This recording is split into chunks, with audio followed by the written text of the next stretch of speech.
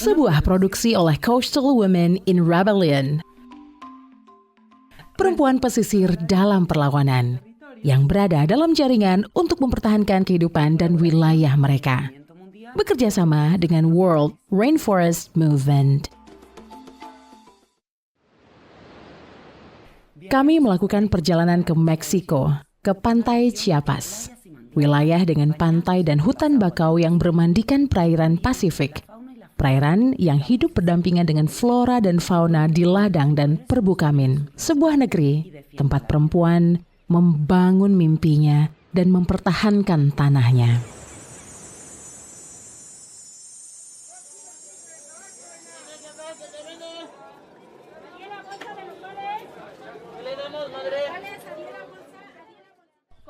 Bagaimana kami mulai melawan? Pertama, dengan memahami permasalahan kami dan mengenali apa yang sedang kami alami dan derita. Dan dengan berbagai pengalaman, apa yang terjadi di komunitas kami, apa yang terjadi di rumah kami, apa yang terjadi di wilayah kami, bagaimana kami berjuang. ¿Cómo estamos luchando? Conociendo otros espacios.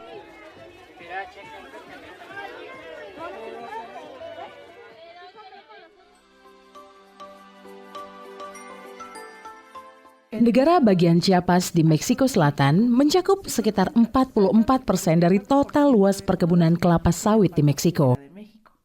Dengan hampir 50.000 hektar lahan yang ditanami.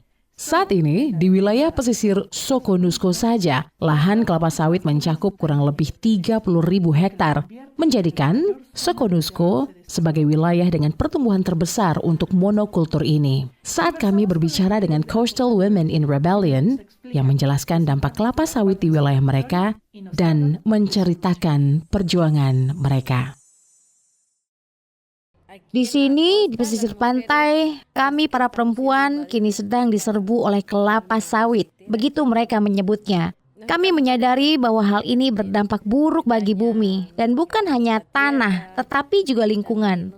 Saat mereka mengolah kokio, atau pembuatan tepung dari inti buah sawit, abu-abu yang berterbangan sangat berbahaya bagi kesehatan kami.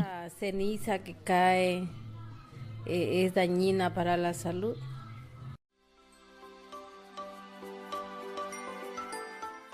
Monokultur kelapa sawit mulai berkembang di Chiapas pada akhir tahun 1990-an dengan dorongan kuat dari negara dan perusahaan-perusahaan di sektor terkait. Melalui penggunaan subsidi ekonomi, tanaman gratis dan janji bahwa mereka akan memperoleh manfaat ekonomi yang besar, keluarga petani dibujuk untuk menanam kelapa sawit di lahan mereka dan menandatangani kontrak dengan perusahaan. Kelapa sawit Afrika ini merugikan kami dan mengambil air kami. Ini sangat membahayakan tanah kami, ternak akan kehausan. Tidak ada yang bisa kami tanam. Yang harus kami tanam hanyalah kelapa sawit. Tidak ada buah lain selain ini. Solamente tiene que ser eso y ya no hay más frutos que eso, solamente vas a los recorridos de Las Palmas. Di kebun Anda tidak dapat menemukan tanaman apapun selain sawit, sawit, sawit, dan sawit. Ternak-ternak kami kini terpaksa berada di tempat yang jauh.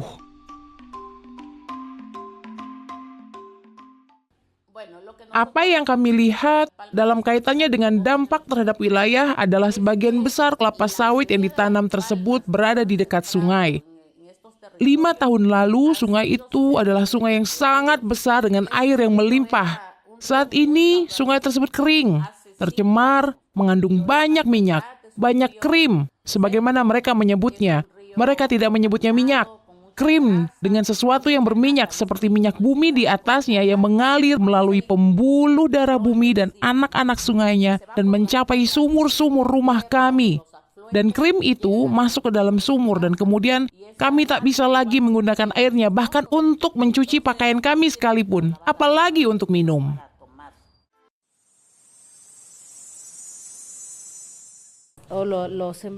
Tidak ada lagi tanaman untuk dipanen karena tanah sudah sangat kering.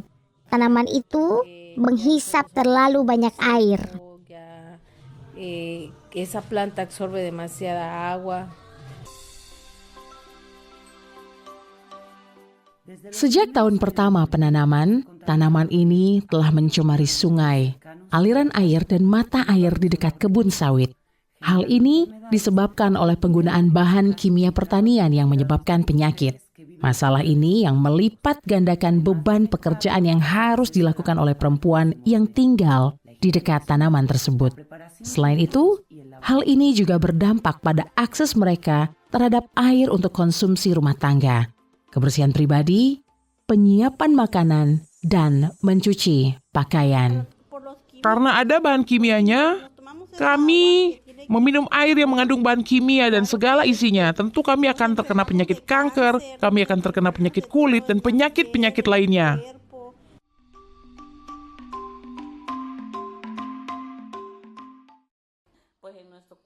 Kelapa sawit membawa banyak penyakit pada tubuh kami, seperti depresi dan tekanan darah tinggi. Tubuh kami merasakannya, bukan?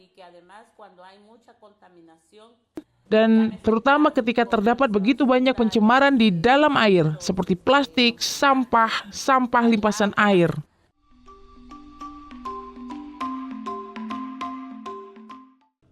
Karena berpikir bahwa membakar kebun sawit Afrika ini sudah cukup untuk mematikan tumbuhannya. Yang lain tidak berpikir demikian. Mereka menyadari bahwa mereka harus membuat lubang di tengah tanaman dan menuangkan bahan kimia ke dalamnya. Dan bahan kimia itu disiramkan ke tanaman langsung sampai ke akar sehingga mati. Dan akar itu, di mana mereka? Mereka terhubung dengan sungai dan banyak dari kami yang masih meminum air dari sungai dan dari mata air. Dan itulah mengapa saya juga berpikir kami membuat diri kami sendiri sangat sakit ketika kami membunuh tanaman sawit. Karena hal itu menciptakan lapisan karpet bangkai sawit yang sangat tebal, karpet yang sangat lebat sehingga tak memungkinkan air masuk. Karpet itu menyerap semua air dan menghisapnya.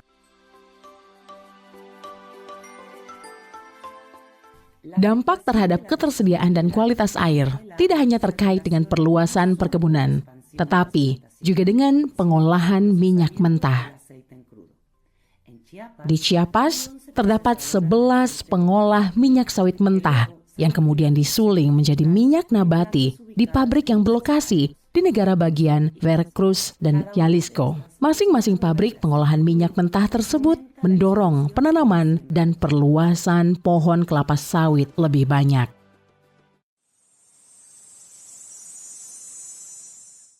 Kami melakukan perjalanan ke tempat di mana mereka masih berencana menanam pohon sawit ini.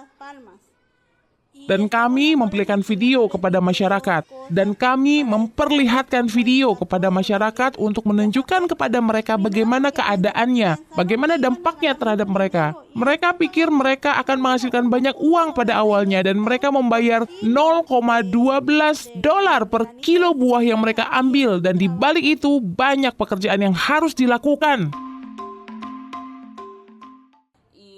Kami berusaha meningkatkan kesadaran masyarakat sehingga mereka dapat melihat aspek negatif yang ditimbulkan oleh mega proyek ini terhadap kesehatan, pencemaran, dan lingkungan.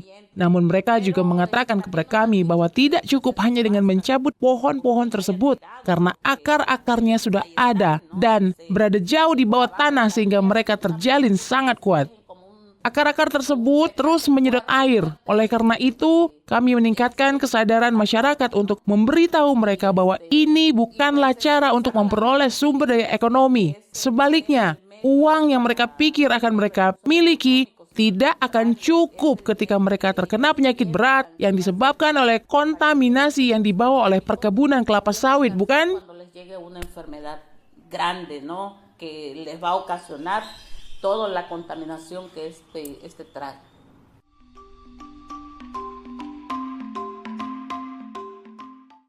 Mendengar pengalaman orang yang sudah memanen dan yang akhirnya menyadari bahwa 20 tahun kemudian semua dampak buruk yang disebabkan oleh kelapa sawit, dan sekarang kami menegaskan kembali dengan mengatakan tidak, kami tidak menerima sawit, kami menentang sawit.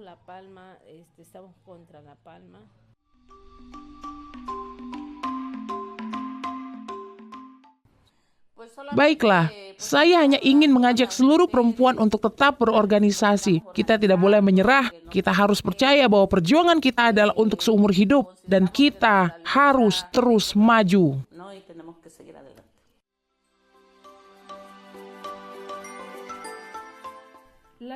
Perjuangan perempuan yang terorganisir melawan model kelapa sawit agro-ekstraktif tidak hanya berasal dari upaya mereka untuk memberantas tanaman monokultur ini, namun juga dari upaya mereka untuk berpartisipasi secara setara dalam pengambilan keputusan mengenai wilayah, tanah, produksi, kehidupan, dan tubuh mereka.